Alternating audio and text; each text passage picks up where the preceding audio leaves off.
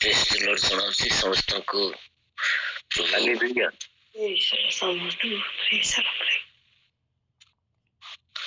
प्रभु विशेष धन्यवाद हो। प्रभु ये संसार बा जगत बा पृथ्वी मध्य प्रभु आम मन को निर्माण कर केवल उद्देश्य निमंते कर प्रत्येक जीवन रे तो साक्ष्य थाए अनेक प्रकार साक्ष्य मध्य थाए प्रभु को उद्देश्य देवते से साक्ष्य उभा हवा निमंते साक्ष्य दियंती किंतु मो जीवन रे साक्ष्य अनेक गुड़ाए अच्छी अनेक साक्ष्य को प्रभु प्रत्येक साक्ष्य प्रभु सहवर्ती रही से सब साक्ष्य को से पूर्ण कर तो जड़े ख्रीस्टियन परिवार जन्म मोर बापा माँ ख्रीस्टियन मोर जेजे बापा जेजे माँ ख्रीस्टियन समस्त ख्रीस्टियन थिले किंतु ख्रीस्टियन आचरण रे मध्य थिलु सेवा कार्य रे प्रेयर प्रार्थना बाटरे जाउथिलु किंतु गोटे पवित्र आत्मा पाइबा गोटे आत्मिक रे बढ़िबा विषय को मु जानि नथिले आ प्रभुଙ୍କର एपरि तांकर योजना थिला बोधे आ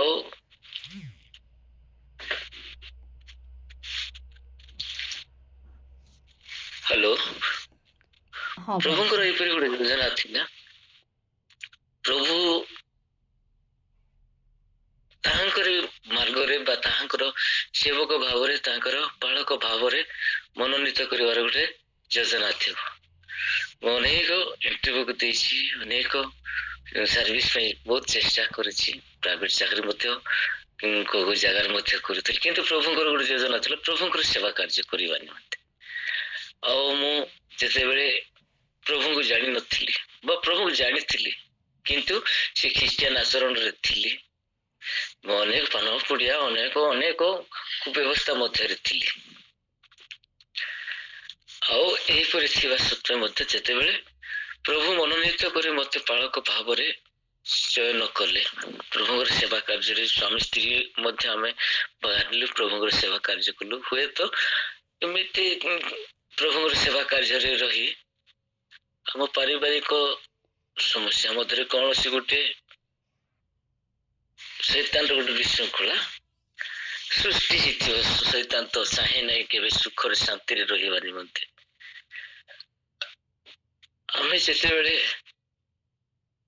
घरे गोटे अशांति है आमे घरु बाहर को पलैलु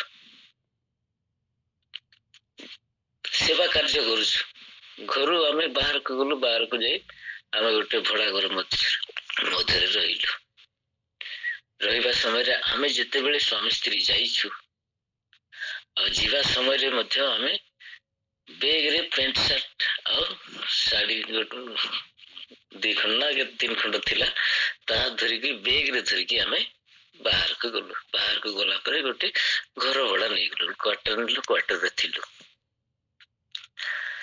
और प्रभु को ऊपर हमें स्वामी स्त्री भरोसा मध्य करथिलु आ जते बेले शिक्षण को गलु हम पाखरे किछि मते नथिला ए विषय रे ए परि साक्ष्य देबारे मध्य प्रभु मना करिसंती किंतु मु बाध्य किना साक्ष्य देउछि आ जते बेले हमें क्वार्टर थिवा समय रे हम पाखरे किछि नथिला आ से समय रे बेग मध्य रे पेंट शर्ट देहलना के थिला ता तांकर मध्य से साड़ी थिला हम से स्थान रे थिलु हमें सकाळे जदि हम कौन सी गोटे कार्य करने निमंते जाए किसी पैसा आसपरी आशा नहीं जाए आम स्वामी स्त्री चिंता करूँ जे आज कौन कर खाइबा आज रांधिबा चाउल ना कि कौन सी पनीपरिया ना कि पैसा पत्र ना केमती चलवा प्रभु गोटे एमती गोटे योजना रखा आम जो समय आम प्रार्थना करूँ से समय जड़े आसुले आसिक प्रार्थना करने निमंते भौणी आम घर प्रार्थना कर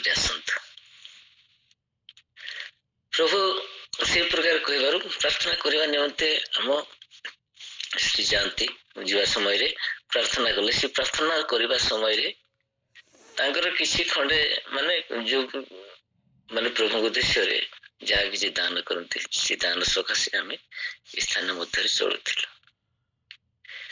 ଏହି ପ୍ରକାର ଆମେ ଆମ ଜୀବନରେ ଅନେକ ପ୍ରକାର ଘଟିଛି, କିନ୍ତୁ କୌଣସି ଦିନରେ ପ୍ରଭୁ ଊଣା କରିନାହାନ୍ତି। ଆମେ ଗାଁରେ ଥିବା ସମୟରେ ମଧ୍ୟ ତା ପୂର୍ବରୁ ଆମେ ଯୋଉ କ୍ୱାର୍ଟର ନ ଯିବା ପୂର୍ବରୁ ଗାଁରେ ଥିବା ସମୟରେ ମଧ୍ୟ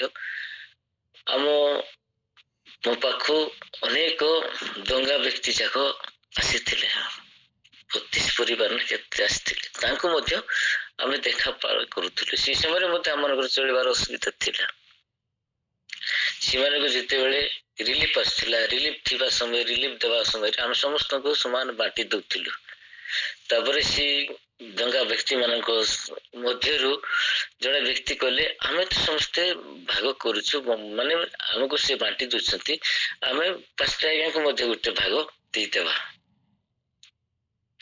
ସେ ବ୍ୟକ୍ତିଙ୍କ ଦ୍ୱାରା ପ୍ରଭୁ ମତେ କାର୍ଯ୍ୟ କଲେ, ଆଉ ଆମେ 25 କିଲୋ ଚାଉଳକୁ ମାସେ ଚଳୁଥିଲୁ। ଆଉ ଯେତେବେଳେ ଏଇ ଭାଗ ହେବା ସମୟରେ ଆମକୁ ସେଇ ବ୍ୟକ୍ତି ମାନେ ଗୋଟେ ଭାଗ ଦେଲେ। ତାପରେ ସେକେଣ୍ଡ ମାସରେ ଆମକୁ ଟିକେ ଚଳିବାର ଗୋଟେ ଟିକେ ସୁବିଧା ହେଇଗଲା। ଆଉ ସେମିତି ରହୁ ଆମେ ଯେତେବେଳେ ଭଡା ଘରେ ଥିଲୁ, ଭଡା ଘର ମଧ୍ୟରେ ମଧ୍ୟ ଆମକୁ ଗୋଟେ ମାନେ ସେ ସ୍ୱର୍ଗଦୂତ ଯୋଜନା ପରି ଆମେ ସକାଳ ଯଦି ପାଉଛି, ସକାଳ ପାଇଲା ପରେ 9ଟା 10ଟା ହେଇଯିବା ସମୟରେ ଜଣେ ବ୍ୟକ୍ତି ଜଣେ ମା ପ୍ରଭୁ କାର୍ଯ୍ୟ କରୁଥିଲେ, ସେ ମା ଆସୁଥିଲେ ଅମୁକ ଘରେ ପ୍ରେୟର କରିବାକୁ ଯିବାର ଅଛି, ତାଙ୍କ ଘରେ ପ୍ରେ କରିବାର ଯିବାର ଅଛି। ମାନେ ସ୍ୱର୍ଗୀୟ ଦୂତ ଆସିଲା ପରେ ସେ ମାଙ୍କୁ ସେ ବ୍ୟବହାର କରୁଥିଲେ, ଆସିକି ପ୍ରାର୍ଥନା କରି ଡାକି ନଉଥିଲେ। ଆମେ ସେ ପ୍ରକାର ଥିଲୁ। ଆଉ ପୁଅ ମାନେ ମଧ୍ୟ ଥିଲେ, ଆମ ଘରେ ପ୍ରାର୍ଥନା କରିବା ସମୟରେ ଆସିଥିଲେ। ଆମ ଘର ଭିତରକୁ ମାନେ କ୍ୱାର୍ଟର ଭିତରକୁ ଲୋକ ପ୍ରବେଶ କରିବେ ବୋଲି ସେମାନେ କବାଟ ବନ୍ଦ କରିଦଉଥିଲେ। ମାନେ ଆମ ଗୃହରେ କିଛି ମଧ୍ୟ ନଥିଲା, ଗୋଟେ ବକ୍ସ ମଧ୍ୟ ଆମ ଘରେ ନଥିଲା। ଆମେ ସେ ପ୍ରକାର ଭାବରେ ଥିଲୁ। ତାପରେ ପ୍ରଭୁ ଏଇ ପ୍ରକାର ମାନେ ଆମେ କେବେ ମଧ୍ୟ ଭାଙ୍ଗି ଯାଇନୁ। ଅନେକ ଲୋକ କହନ୍ତି ଆମକୁ ପ୍ରଭୁ ପରୀକ୍ଷା କରୁଛନ୍ତି। ପରୀକ୍ଷା ତ ଆସେ, ଜୀବନରେ ପରୀକ୍ଷା ଆସେ, କିନ୍ତୁ ମାନେ ସାମର୍ଥ୍ୟ ଜୀବନ, ମାନେ ଆମମାନଙ୍କର ଧୈର୍ଯ୍ୟତା ଜୀବନ ନେଇକିନା ବଞ୍ଚିବାର ଅଛି। ମୋର ସାକ୍ଷୀକୁ କିଏ ମଧ୍ୟ ଅବିଶ୍ୱାସ କରୁଥିବେ, ଏତେ ବଡ ପରିବାର ଘର ମଧ୍ୟରେ ଆଙ୍କୁ ଖାଇବାକୁ ନଥିଲା କି ବୋଲି ଲୋକ କହିବେ। ଏଥି ସକାଶେ ମୁଁ ପ୍ରତ୍ୟେକ ଲୋକ ମାନେ ମୋ ଏଇ ସାକ୍ଷ୍ୟଟା କାହାକୁ ମଧ୍ୟ ମୁଁ ପ୍ରକାଶ କରୁନାହିଁ। ଆମ ଘରେ କିଛି ଅସୁବିଧା ନଥିଲା, କିନ୍ତୁ ପରୀକ୍ଷା ପରିବାର ମାନଙ୍କ ମଧ୍ୟରେ ଅଶାନ୍ତି, ହିଂସା, କ୍ରୋଧ ଏଇ ପ୍ରକାର ଶୈତାନ ପ୍ରବେଶ କରେ। ସେଥି ସକାଶେ ଆମ ମାନଙ୍କୁ ବାହାରକୁ ଯିବାକୁ ପଡିଥିଲା।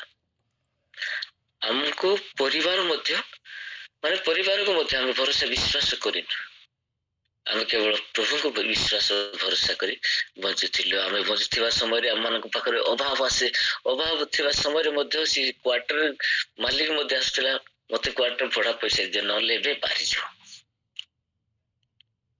ତାପରେ ସେ ସମୟରେ ଆମେ ପ୍ରାର୍ଥନା କରୁଥିଲୁ, ପ୍ରଭୁ କ୍ୱାର୍ଟର ଭଡା ପଇସା ଦେବାର ଅଛି।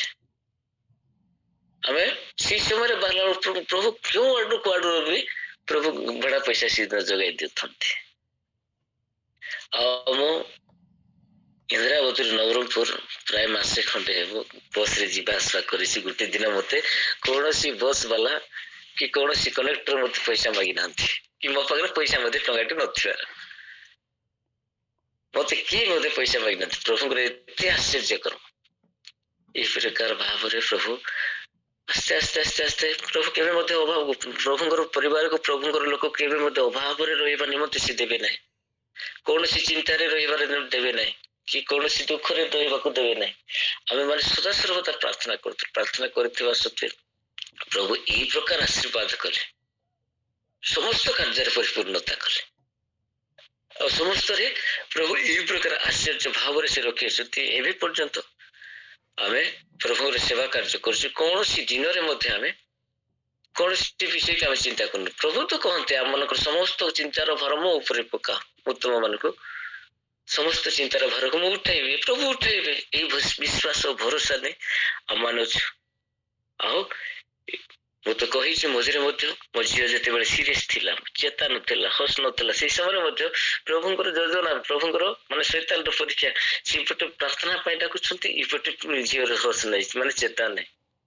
ମୋ ସ୍ତ୍ରୀ କହୁଛନ୍ତି ତମେ ପ୍ରାର୍ଥନା ପାଇଛ, ମୁଁ କହୁଛି ତମେ ପ୍ରାର୍ଥନା ପାଇଛ, କିନ୍ତୁ ଆମେ ପ୍ରଭୁଙ୍କର ସେବକ ଗୋଟେ ବାକ୍ୟ ମନେ ପଡେ ନାଇଁ ପ୍ରଭୁ ତ ଦାୟିତ୍ୱ ନିଅନ୍ତି, ଯତ୍ନ ନିଅନ୍ତି, ଆଉ ଛାଡି ଦେଇକି ମୁଁ ଯାଉଛି। ପ୍ରଭୁ ନିଶ୍ଚିତ ପ୍ରକାର ପ୍ରତ୍ୟେକ ମୁହୂର୍ତ୍ତରେ ତାଙ୍କ ଉପରେ ସମର୍ପିତ ଯଦି ହେବା ଆମମାନଙ୍କୁ ଆଶୀର୍ବାଦ କରିବେ। ମୋ ଜୀବନରେ ଏ ପ୍ରକାର ଅନେକ ଆଶ୍ଚର୍ଯ୍ୟ କର୍ମ କରିଅଛନ୍ତି। ଏ ପ୍ରକାର ଦୁଃଖରେ କଷ୍ଟରେ ମାନେ ଅଭାବ ଅନାଟନରେ ପ୍ରଭୁ ସହବର୍ତ୍ତୀରେ ଆଶୀର୍ବାଦ କଲେ ଆମମାନଙ୍କୁ ସେଇ ସମୟରେ। ଏବେ ଏଇ ପ୍ରକାର ମାନେ ଏ ପ୍ରକାର ଷ୍ଟେଜରେ ପ୍ରଭୁ ରଖିଅଛନ୍ତି, ଆଉ ଏ ପ୍ରକାର ତାଙ୍କର ପରିବାରକୁ ପ୍ରଭୁ ସଜାଡ଼ିକି ରଖିଅଛନ୍ତି। ପ୍ରଭୁଙ୍କ ଠାରେ ବିଶ୍ୱାସ କରିକି ଆମେ ବଞ୍ଚୁଛୁ, ଆଉ ସେ ବିଶ୍ୱାସ ଅନେକ ଦିନ ପର୍ଯ୍ୟନ୍ତ ପ୍ରଭୁଙ୍କର ଆଗମନ ପର୍ଯ୍ୟନ୍ତ ରହୁ।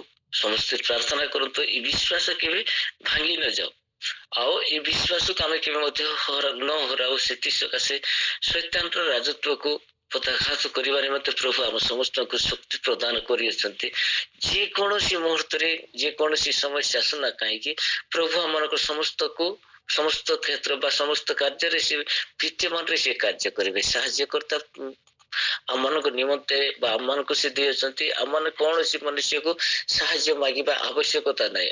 ଆମମାନଙ୍କୁ ସାହାଯ୍ୟ କଥା ପଥ ପ୍ରଦର୍ଶକର୍ତ୍ତା ଆମମାନଙ୍କର ମାନେ ଚିନ୍ତାର ଜ୍ଞାନୀ ଦେବା ନିମନ୍ତେ, ସାନ୍ତ୍ୱନା ଦେବା ନିମନ୍ତେ ସେ ଆମମାନଙ୍କୁ ସାହାଯ୍ୟକର୍ତ୍ତାଙ୍କୁ ଦେଇଅଛନ୍ତି। ସେ ସାହାଯ୍ୟକର୍ତ୍ତାଙ୍କ ଉପରେ ଆମେ ନିର୍ଭର କରିବା। ଆମମାନଙ୍କୁ ସେ ସାହାଯ୍ୟକର୍ତ୍ତା ପ୍ରତି ମୁହୂର୍ତ୍ତରେ ସେ ସାହାଯ୍ୟ କରିବେ, ଜଗତରେ ଥିବା ସତ୍ତ୍ୱେ ମଧ୍ୟ ସାହାଯ୍ୟ କରିବେ, ଆଉ ପ୍ରଭୁଙ୍କର ଆଗମନ ହେବାରେ ମଧ୍ୟ ସେ ଆମମାନଙ୍କୁ ସାହାଯ୍ୟ କରିବେ। ସ୍ୱର୍ଗରେ ସ୍ଥାନ ଦେବା ନିମନ୍ତେ ମଧ୍ୟ ସାହାଯ୍ୟ କର୍ତ୍ତା ପବିତ୍ର ଆତ୍ମାଙ୍କୁ ଆମେ ବିଶ୍ୱାସ କରି ବଞ୍ଚିବା। ପ୍ରଭୁ ତାରଣକର୍ତ୍ତା ପ୍ରଭୁ ଯୀଶୁ ଆମମାନଙ୍କୁ ସେଇ ସାହାଯ୍ୟକର୍ତ୍ତାଙ୍କୁ ଦେଇଅଛନ୍ତି। ତାଙ୍କର ଆସିବା ପର୍ଯ୍ୟନ୍ତ ପ୍ରଭୁ ଆମ ସମସ୍ତଙ୍କୁ ସେ ସୁରକ୍ଷିତ ନିଶ୍ଚିତ ପ୍ରକାରରେ ରଖିବେ, ଏଇ ବିଶ୍ୱାସ ନେଇ ଆମେ ବଞ୍ଚୁଛୁ। ଆଉ ଆମକୁ ଏଇ ପ୍ରକାର ଆଶୀର୍ବାଦ କରୁଛନ୍ତି, ସୁନ୍ଦର ରହିବା ପାଇଁ ବାସସ୍ଥାନ ଦେଇଛନ୍ତି। ଆମମାନଙ୍କୁ ବାସସ୍ଥାନ ମଧ୍ୟ ନଥିଲା, ଗୋଟେ ଝୋପଡ଼ି ପରି ଘରେ ରହୁଥିଲୁ, ପ୍ରଭୁ ଏଇ ପ୍ରକାର ବାସସ୍ଥାନ ଦେଇଅଛନ୍ତି। ପ୍ରଭୁଙ୍କର ସେବା କାର୍ଯ୍ୟ କରିବା ନିମନ୍ତେ ମଧ୍ୟ ଚର୍ଚ୍ଚ ଗୁଡାକ ମଧ୍ୟ ଦେଇଅଛନ୍ତି। ଆଉ ଆମମାନଙ୍କୁ କଣ ଆବଶ୍ୟକ? ଯେତେ ଦିନ ପ୍ରଭୁଙ୍କ ନିମନ୍ତେ ଆମେ ଅଛୁ ସେତେ ଦିନ ଆମ ଖୁସିରେ ଅଛୁ। ଆଉ ଏଇ ଖୁସି, ଏଇ ଆନନ୍ଦ, ଆଉ ଏଇ ଶାନ୍ତି ପ୍ରଭୁ ଆମ ସମସ୍ତ ମାନେ ଆମ ପରିବାରକୁ ସଦାସର୍ବଦା ତାଙ୍କରି ସେବା କାର୍ଯ୍ୟରେ ତାଙ୍କରି ପରିବାର ସଦସ୍ୟ ଭାବରେ ଗଢି ରଖନ୍ତୁ। ଆଉ ତାଙ୍କର ଆଗମନ ପର୍ଯ୍ୟନ୍ତ ଆମ ସମସ୍ତଙ୍କ ବିଶ୍ୱାସ ତଥା ଜୀବନ ଦେଇ ବଞ୍ଚିବା ନିମନ୍ତେ ସେ ସାହାଯ୍ୟ କରନ୍ତି। ସାକ୍ଷ୍ୟ ମୋର ଥିଲା, ଆଉ ଅନେକ ସାକ୍ଷ୍ୟ ମଧ୍ୟ ଅଛି। ଆଉ ଅନେକ ଦିନ ମୁଁ କେଉଁ ପ୍ରକାର ଭାବରେ ସେବା କାର୍ଯ୍ୟ ନିମନ୍ତେ ମୁଁ ଗଲି ତାର ସାକ୍ଷ୍ୟ ମଧ୍ୟ ମୁଁ ଆଉ ଗୋଟେ ଦିନ ଦେବି। ମାନେ ମୁଁ ପାଳକ ହେବାର ଯୋଗ୍ୟ ନଥିଲା, କେଉଁ ପ୍ରକାରରେ କାହିଁକି ମୁଁ ପାଳକ ହେଇଛି ତାହାର ମଧ୍ୟ ମୁଁ ଗୋଟେ ଆଉ ଦିନ ସାକ୍ଷ୍ୟ ଦେବି। ଆଉ ଆଜିର ସାକ୍ଷ୍ୟ ନିମନ୍ତେ ପ୍ରଭୁ ଗୌରବାନ୍ୱିତ ପାଆନ୍ତୁ। ଆଉ ପ୍ରଭୁ ଆମ ପରିବାରକୁ ପୁଣି ସମସ୍ତ ଶୁଣିଥିବା ବା ପ୍ରଭୁଙ୍କର ଦାସ ଦାସୀଙ୍କୁ ପ୍ରଭୁଙ୍କର ଲୋକଙ୍କୁ ସମସ୍ତଙ୍କୁ ପ୍ରଭୁ ଆଶୀର୍ବାଦ କରି ସିଏ ତାଙ୍କର ଦ୍ୱିତୀୟ ଆଗମନ ପର୍ଯ୍ୟନ୍ତ ଶାନ୍ତିରେ ରଖନ୍ତୁ। ଆମେନ୍। ଆମେନ୍।